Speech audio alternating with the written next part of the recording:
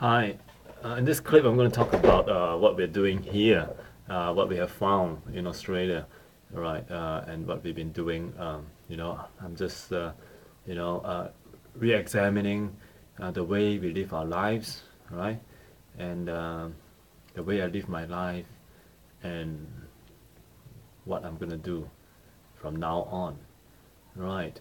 Um, we grew up in KL and then moved to PJ in our high school days and went to college, came to university here, went back in the 90s, right? I mean, we came here in the 90s, right, for 3, 4 years, and then we went back, and then started working back in 2004.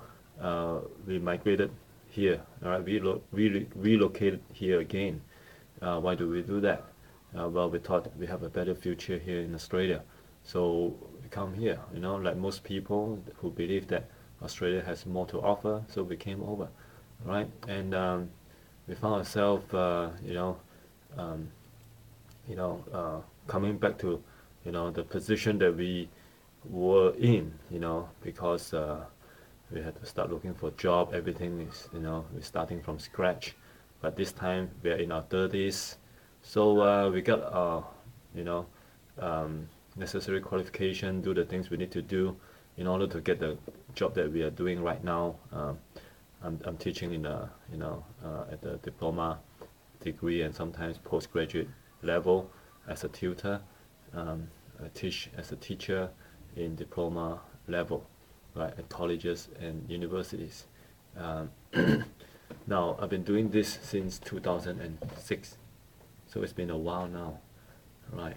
And you know, um, in no time, right? This is already 10 years, right, here in Australia.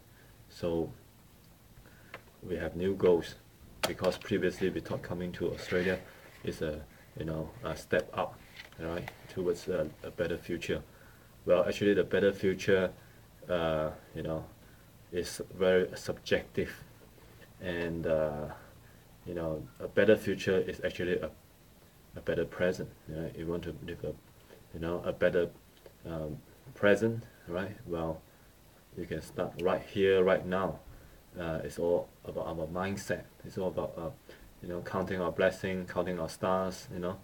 Feeling appreciative of whatever we have right now, because whatever we have right now will not be here forever. So every day that we still have those things, those blessings that we are having right now, is is a privilege. It's a good day to live. So what is okay? So enjoy the moment, right? We're trying to live life one step at a time. But at the same time, we want to set goals that are more realistic, right? Goals that are more practical, that are more relevant in terms of quality of life, right? Because we set too many goals, thinking that they will actually advance our, living conditions, but actually they're taking away, from us many things. We think that by taking a certain step, we would, move up some, imaginary ladder in the society. But we actually, and therefore we will feel happy. But we realize that all those steps been taken uh, doesn't necessarily mean we will be happy. So what's wrong here? What did we do wrong? What did we, what goals did we set wrongly? Well, I guess, yeah, we set certain goals, we do certain things, mostly driven by our ego, right? It's all part of the rat race, right? In other words, rat race is just an ego trip, right? Instead of doing something to make ourselves fulfill intrinsically, we're actually doing something to try to impress others without even us knowing it, or sometimes without us uh, wanting to admit it. But secretly inside we know. We try to, impress this person, impress that person. So I thought, you know, uh, it's time that we, adopt a different approach, right? It's time we see the world for what it is, look at our life for what it is, and appreciate the remaining time that we have on this earth, which is really not many years to go, really. You know, uh, you know, don't even have 40 years more, you see. Hardly 40 years. By the time, I'm in my 80s, there are so many things I can't do already. So better enjoy the moment. At the same time, keep our lifestyle simple, and you know, and also be aware that happiness doesn't derive from the way we doesn't derive from spending and consuming, right, all the time, consuming material goods. There are so many things we can do, right, to make ourselves feel happy and fulfilled. And that doesn't mean living a poor life materialistically speaking as well, because I've come across some books recently. We know of some people that live a very simple lifestyle. Like for example, the author of Your Money or Your Life, the co-author, Vicky Robin, she's in her 70s now, and she's living on only 6,000 US dollars per year, right? And he doesn't have to work for a living, right? She has retired decades ago. So she spent most of her time volunteering, contributing to the society, and not getting paid for her work. But she doesn't need to get paid for it because she believes in those work. And right now, recently she's, uh, advocating eating, locally, so that we can reduce the amount of pollution on Earth. Because if we buy Californian oranges, right, it has to be shipped all the way across the Pacific. There's all waste of resources, waste of energy. If everyone were to eat locally, we would have reduced a lot of unnecessary pollution, you see. But at the same time, she's also keeping herself healthy, and she's living in accordance to her values. And there's so many things to do besides going shopping for fun. you know what fun you get when you shop, when after you shop you have to work another 10 hours to cover what you have spent in one short shopping spree, right? It's really not worth it. So that's why we call it a rat race. It's like a dog chasing its own tail. So yes, we want to quit the rat race, right? We almost quitted the rat race in Malaysia when we were running a business, but we were too ignorant, right? And too caught up in the rat race that we thought, okay, we have some success in business. Now it's time to move to a more developed country so that we can live a better life. And we realized that this is all an illusion, right? So I've been reading quite a lot about how others have quitted their rat race. They don't necessarily have to be super rich. You don't necessarily have to build a business empire, right? There are a lot of people who are super rich yet find themselves in the rat race because they don't know what is enough. They forgot what it is that makes them feel fulfilled, you see, and they're not happy. So we're talking about striking a balance. This is a true balance in life where you don't have to work for money, and you have all the time that you have to spend on things that you believe in, and you're not wasting the time, and you're not living a life that is not meaningful, unfulfilling. All right. So from what I've read, there are 4 or 5 ways, right, to quit the rat race. Of course, you can combine these methods. The first way is called unjobbing. Unjobbing means you go ahead and do the things that you like. They might not pay you well, but because you love it so much, you get so much satisfaction, you really feel alive every day. I can't wait to get to work, to work on things you like. So even though the pay might not be so good, you still enjoy it, right? And over time, because you enjoy it so much, you tend to always do it well. And when you do it well, people notice, and like a magnet, people will just come to you. And eventually, this will replace your other job, the so-called proper day job that you don't like. So that's called unjobbing.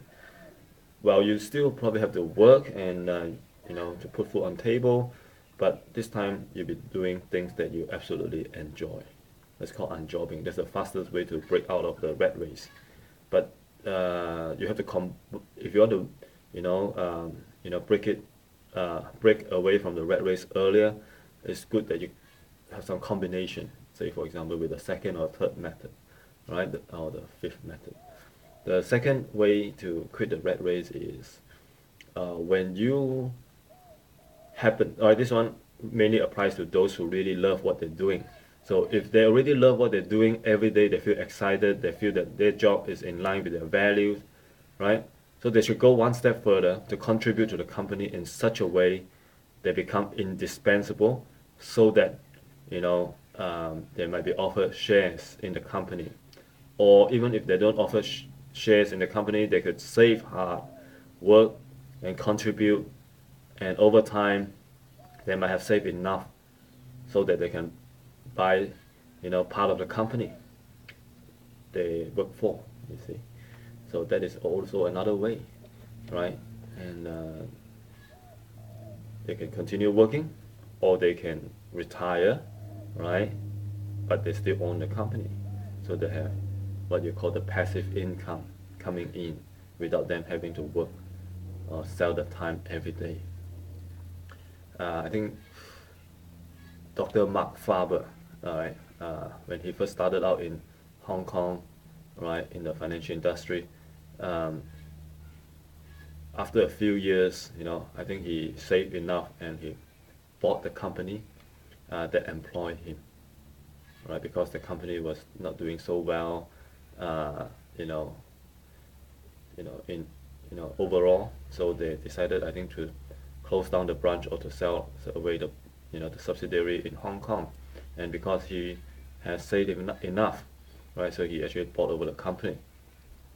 Now the third way to actually quit the rat race is intensive savings.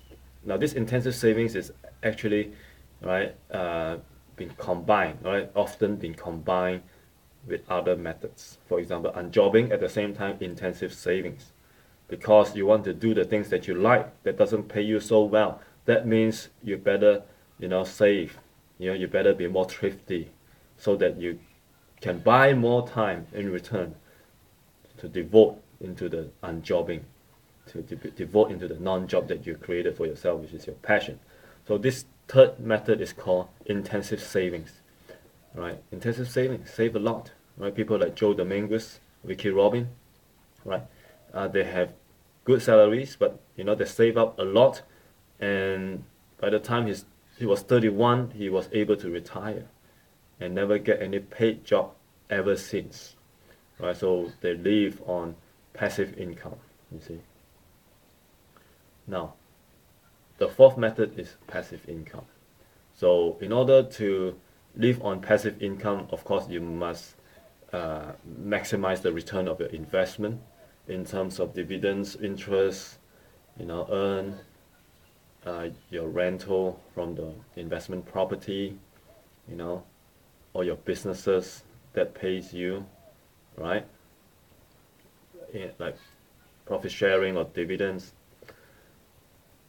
And this method, you need to learn some basics about investment, right? You need to manage your own investment rather than, getting someone to manage that investment portfolio for you, who most of the time wouldn't know what they're doing. That's why they're called brokers rather than some other names. They're broke, they still work for others. Most of brokers are not financially free themselves, right? So you might as well manage them yourself. So you learn about the different asset classes, and you subscribe to some very good websites, like, for what I know, kclau.com in Malaysia. he's doing a fantastic job.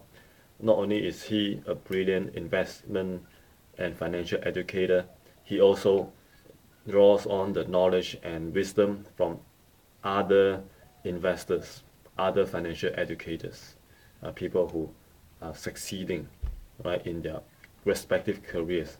So, and not only that, Casey Lau is also a wonderful person, right? He's very generous and he shares a lot of information, even without, even for people who did not subscribe to his website. But if you, so imagine what will happen, how much more you will learn if you subscribe to his website, you know. And then we have other people like Azizi Ali, or you know, Adam Khoo. There's so many others. We can learn from people like Jim Rogers, people like Mark Faber, right? Peter Schiff, Schiff, so many more, right? So we have to learn about investment so that we can maximize our passive income. Right. Now, the next method, which is the fifth method, is to sell your business.